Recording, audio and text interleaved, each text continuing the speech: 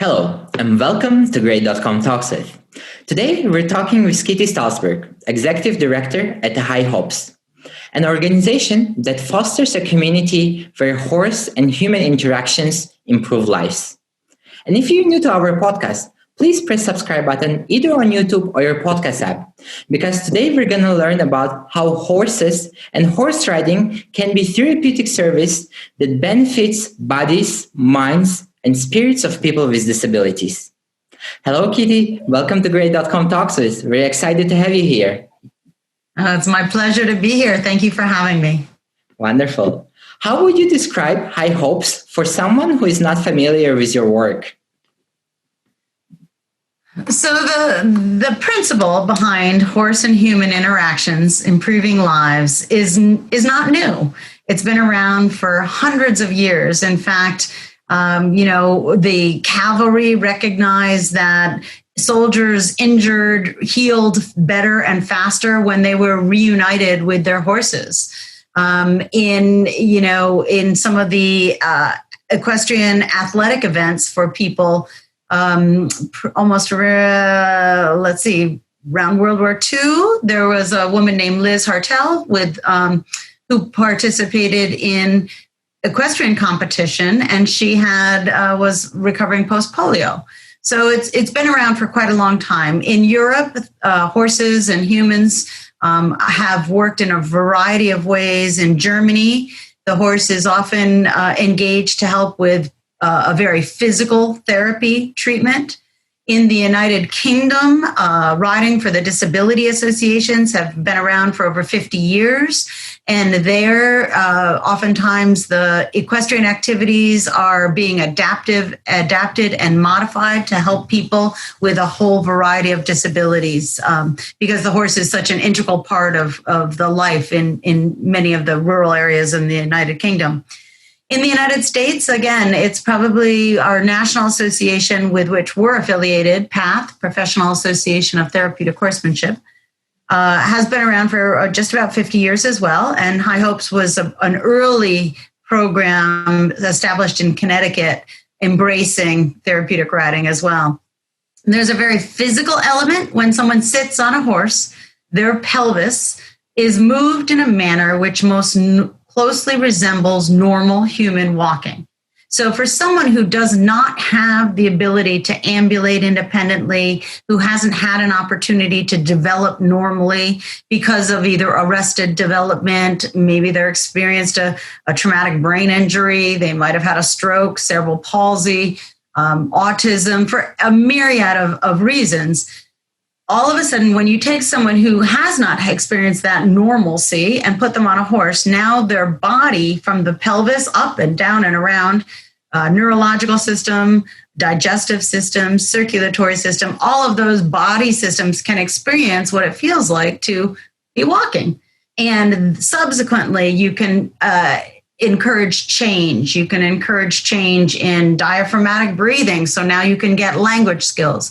You can help with either increasing tone for someone who's very flaccid and has low tone, or decreasing tone for someone who has a lot of spasticity and they can relax. There is also the very cognitive psychosocial element. When a horse and a human interact, it truly is as many types of animal interactions are. There is a very spiritual, empowering, powerful element that happens, and it can improve self-esteem and self-concept. So for many people with and without disabilities who are feeling anxiety, depression, lacking in self-esteem, lacking in self-concept, the ability now to interact with a 1,000-pound animal, whether you're riding them or whether you're on the ground with them, is a sense of empowerment, and it can change your feelings about yourself and what you can do. So that's a very, very long explanation, and there's so much more that happens. I didn't know that there was so much history of the bond between the human and horse, all the way to several 100 years ago, coming from different parts of the world. So that's quite interesting to get to know. And also, you indicated about so many benefits of horse riding therapeutic service. It's quite interesting to get an insight about how it helps both physically and mentally. And you mentioned about how people with lacking self-esteem and self-confidence can also benefit from it. Can you describe how does the service, horse riding therapeutic service work? How long does it last? And if someone would like to be a part of this therapy, how does it look like for them? And across the world, there's an international organization, since we may have international viewers here today, listeners. There's an international organization called HETI, Health and Education Therapy International, Equine Therapy International, and we'll be having our next triannual Congress remotely in Korea. So it truly is, and I'll give you what we offer here at High Hopes, but there are services offered in a variety of ways all across the country and the world. So here at High Hopes, when someone finds out about us or is referred to us, and it might be through a school, it might be through another social service agency, it might be through word of mouth, or a therapist, or a physical therapist, occupational therapist, mental health provider. They reach out to us, or their mental health, their medical professional will reach out to us, and we have some forms and information that we get, and then we conduct an assessment. One of the unique things I think in this realm is that it is a very individualized service. Mm-hmm. So we will take what the individual presents and what their needs are and what their goals are, and we will create an individual plan. And it may be mounted, it may be unmounted, it may be we also offer carriage driving. So there's a wide variety of ways that the interaction with the horse can be beneficial. I explained about the mounted activity. The relationship piece can be an unmounted learning to groom, learning to lead, learning to care for the horse. The carriage driving might be something that happens for someone who can't sit astride a horse, because it's a very challenging when you have someone who's challenged with balance or posture or weight or mobility issues. Sitting astride a horse, a dynamic moving surface, can be really challenging for somebody with limited head control, etc. The carriage might be a good alternative where they can have a little bit more support. It's easier for the horse, but they can still feel a true sense of challenge and of learning. Our typical services occur on a weekly basis. Once a week, someone will come. They may be in an individual lesson for up to 30 minutes or so, to a group lesson, which would be up to about 60 minutes or so. We also offer another program that we have is for veterans who are suffering from post-traumatic stress, or in fact anyone who's dealing with post-traumatic stress, victims of domestic violence, first responders, others. They can come, and their service might look like a 2 or 3 hour interaction, where they are having a very peaceful, almost meditative experience with the horse, where they might have some times to interact with the horse, but also then they might be interacting with their therapist, talking about their own emotions and their own anxiety and their own feelings. And then they might go back and have more interaction with the horse. For our veterans, sometimes it's their own, they come as a small group, and it's about them now. Maybe they interact with the horse, and then they all get together and they have lunch, and it's a social experience.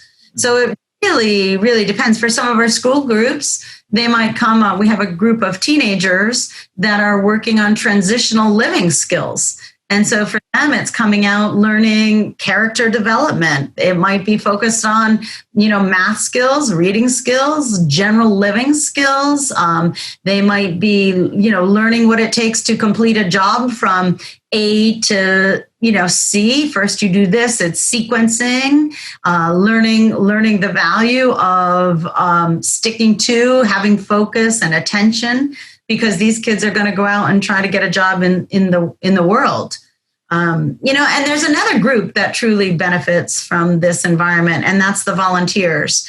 In the United States, this field is very heavily reliant upon volunteers. And at High Hopes in particular, we sometimes have over 30,000 hours of volunteer support on an annual basis.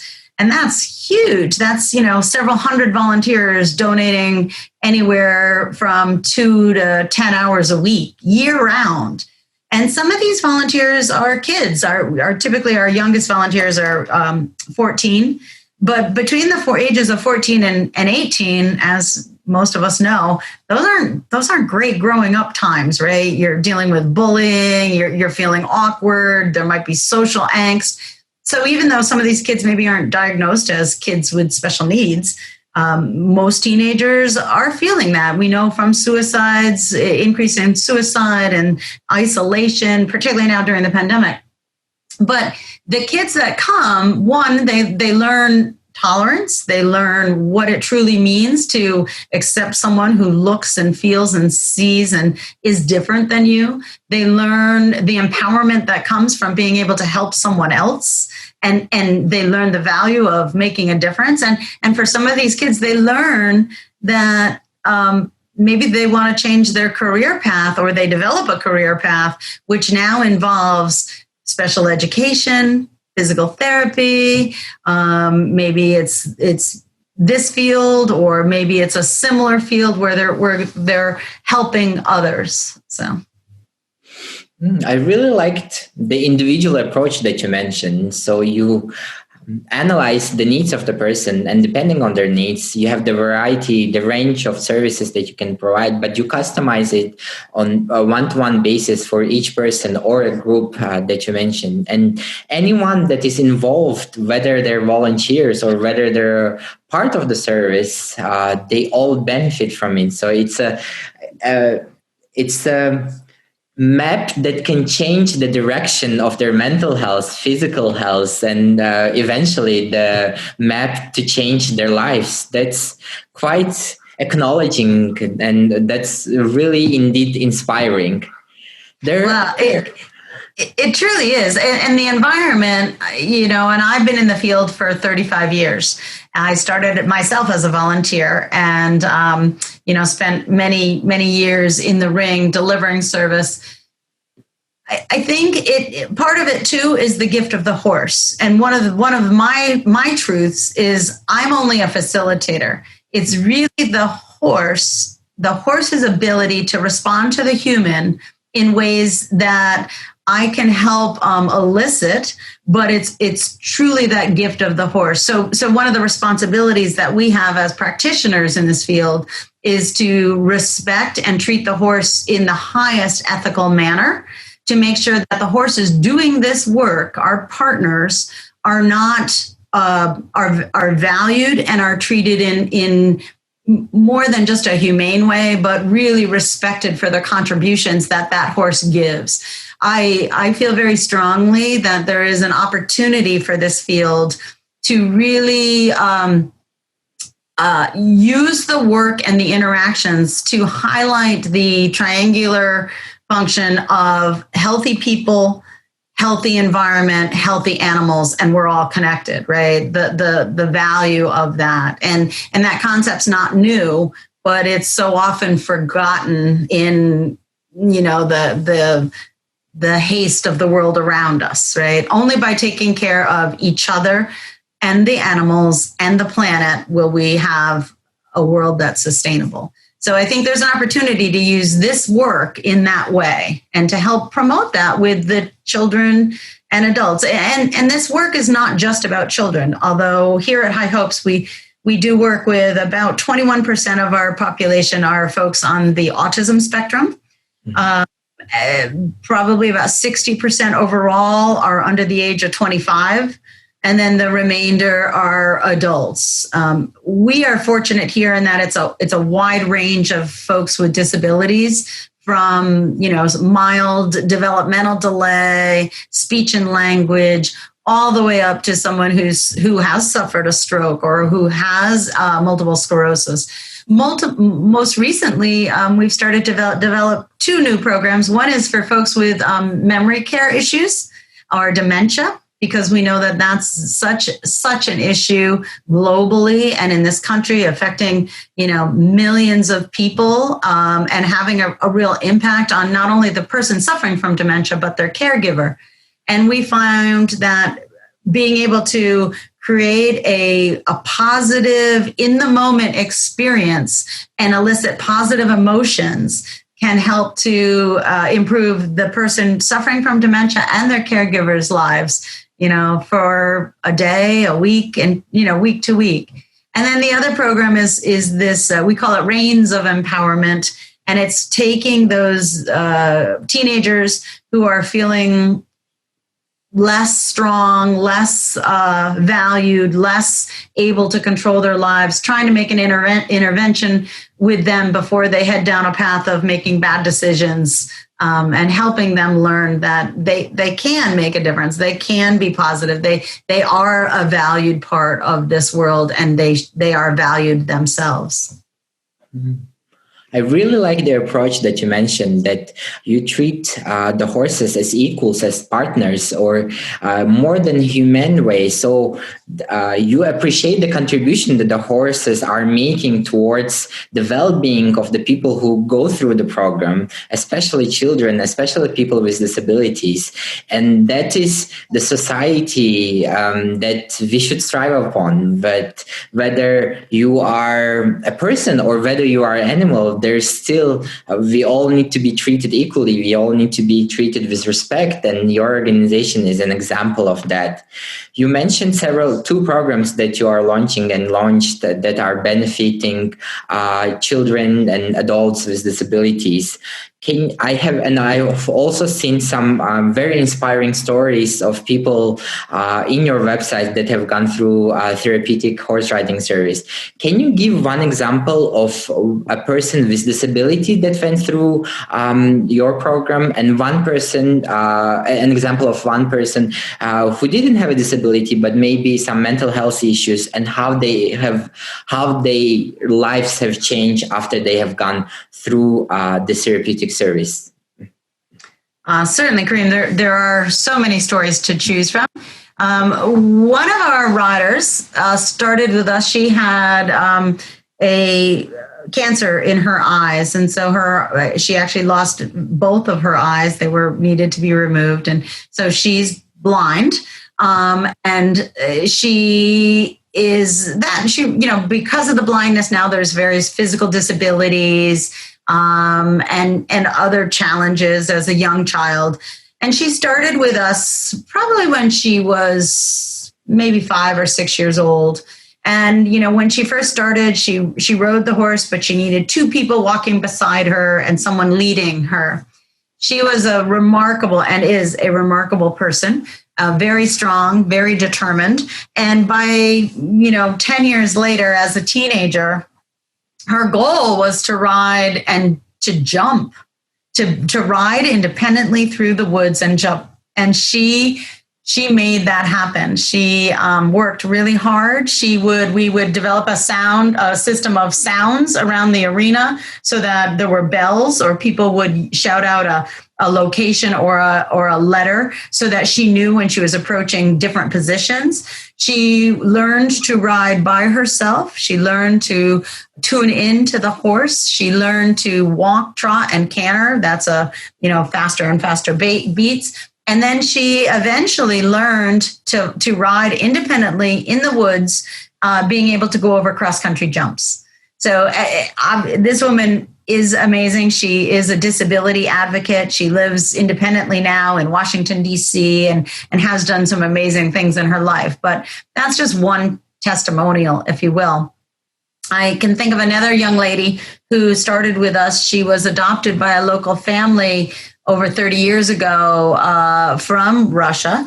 And it was at that time where, they had many of the babies that were in orphanages and were lacking human contact. And so she was adopted. She was brought to this country, and she did have a lot of emotional needs that were discovered as she grew older. And, she wasn't necessarily diagnosed with autism or on the spectrum, but there was everything from rage and anger to lack of general social awareness and some general developmental delays. And she horses changed her life. She started when she was about 4. She rode with us all the way through her teenage years. She now is living in a lightly supervised group home situation. She comes here twice a week, independently, public transportation, and volunteers for several hours a day.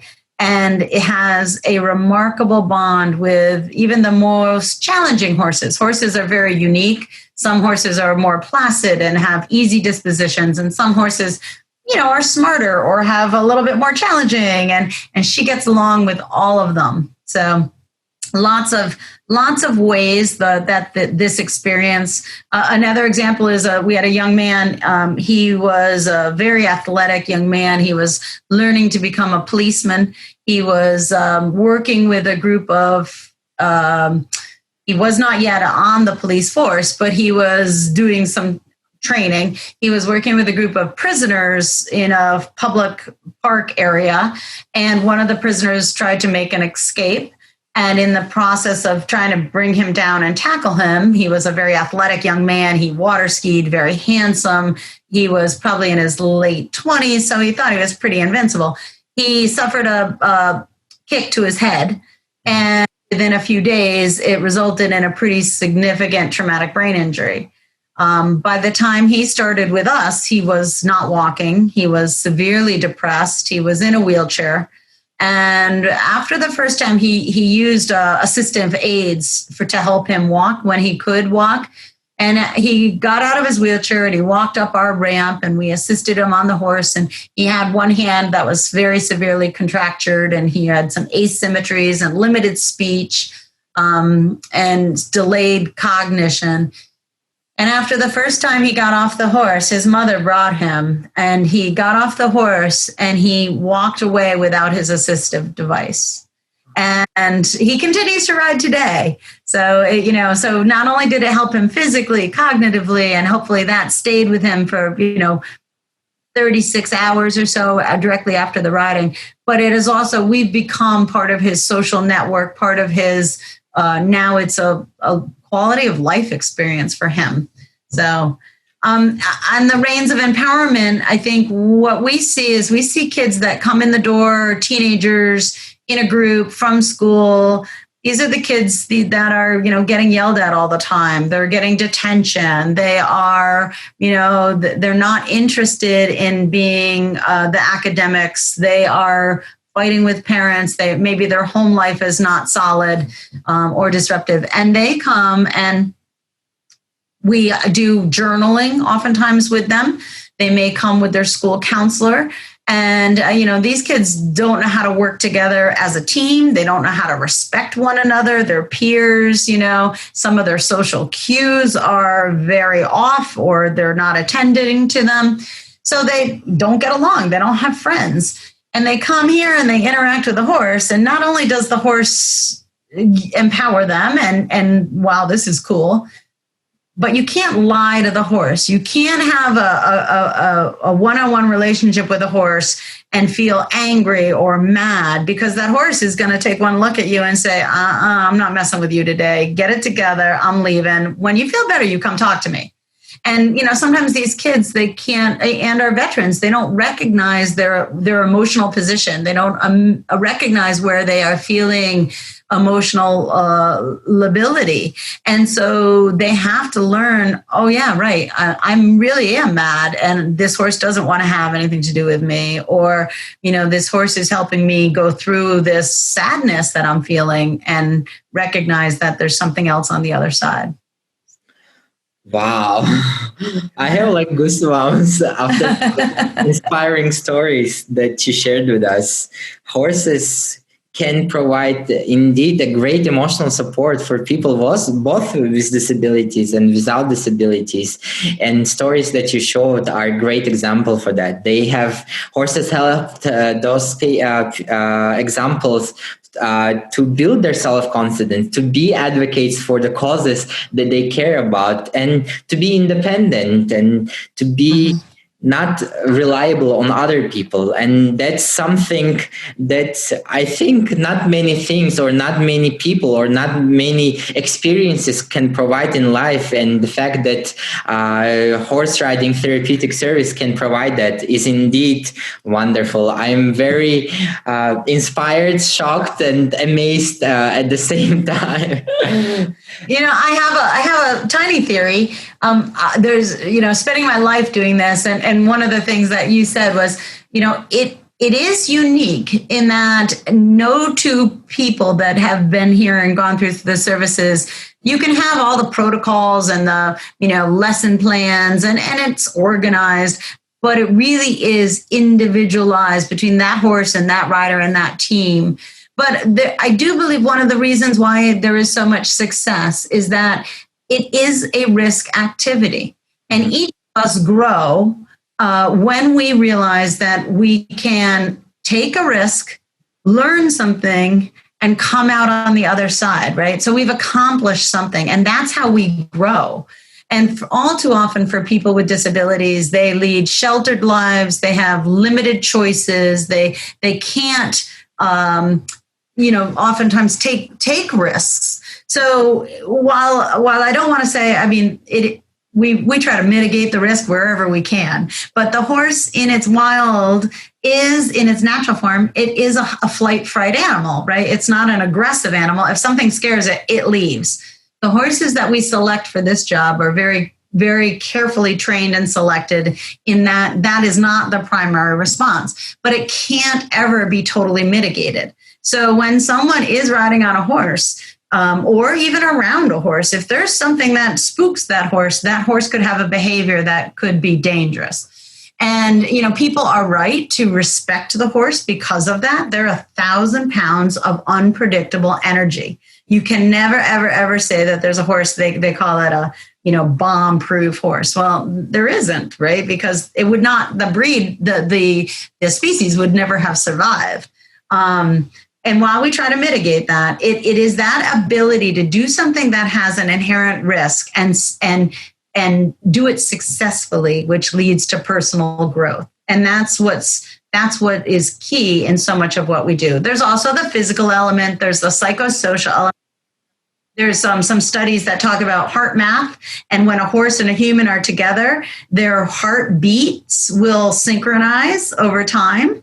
And so that talks about there is that compatibility. There is that, we find it in other human animal interactions as well. But certainly there's a strong affinity between humans and horses in an environment like this that can add to a very mutual benefit on both sides. Mm-hmm. Indeed, the bond, based on the examples that you have provided, the bond between a human and a horse can be unique, can be detrimental, and can be mutually beneficial, both for a horse and for the person. And it's quite impressive because not people don't have that kind of bonding with other people. We rarely have that kind of bonding with other people, but here if we have a bond with the animal, is to some extent, you mentioned a risky animal, yet being able to get out of our comfort zone and accomplishing something that was risky, but doing it independently gives a sense of proudness, sense of accomplishment. And that feeling is not felt very often among people. And the fact that therapeutic service and High Hopes, you guys are providing that safe space and that environment and platform for people is worth acknowledging. If someone would like to support High Hopes, how can they do that? They can visit our website, It's www.highhopestr.org, highhopestr.org, or email me directly. I'm available on that website as well. So. Wonderful. The link to highhopestr.org and the wonderful work that the organization is doing will be provided in the link in the description. So you viewers and listeners can go to the website and familiarize yourself with the wonderful work that High Hopes is doing. Thank you so much, Kitty. It was my pleasure getting to know the work that you guys are doing. And I am very impressed and I'm very thankful for incredible work and incredible impact that you guys are doing for the life of people with disabilities as well as for the life of people who have mental health issues. Thank you so much. It was very nice to be here with you, and I welcome folks to reach out to me directly with questions at any time. So that's what we do. All right. Wonderful. For you listening, if you enjoyed this conversation, please press like and share button, because this will show the YouTube algorithm and podcast algorithm that this conversation is important, that human and horse interactions can improve the lives of people with disabilities as well as the life of people with mental health issues. Thank you so much and see you in the next episode.